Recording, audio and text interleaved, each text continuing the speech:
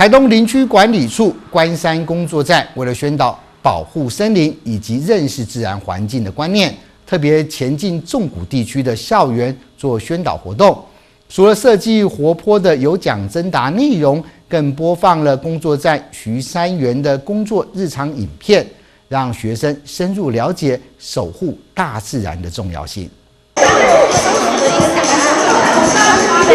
台东林区管理处关山工作站的工作人员穿起布偶装，扮演成台湾水鹿以及白面鼯鼠，成功吸引关山国小学生的目光。大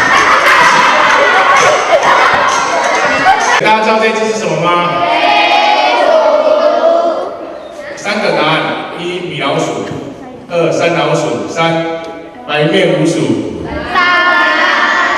它是白面鼯鼠。为了宣导保护森林以及认识自然环境，林管处将前进纵谷地区的校园里进行宣导。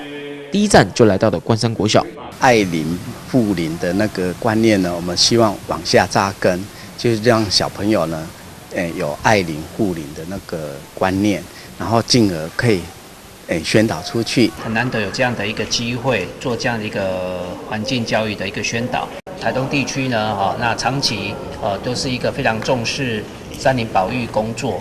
那我们身处这样的一个环境，那一定要知道说，怎么样的一个行为或者是怎么样一个措施，能够让我们的森林里面的动物或者是植物呢，能够很幸福的生活在这样的一个土地上。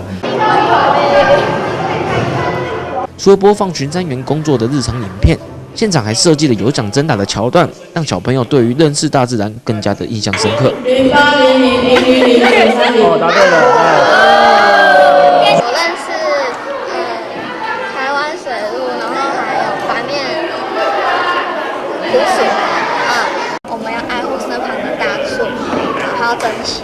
听完这次的宣导，让我印象深刻。因为现在的山林已经过度开发了，所以我们应该要尽全力的守护这片山林。关山工作站表示，希望透过前进校园的宣导，让学生在过程当中更为了解森林资源的重要性，并从小扎根，建立学生对环境议题的重视，共同来守护绿色环境。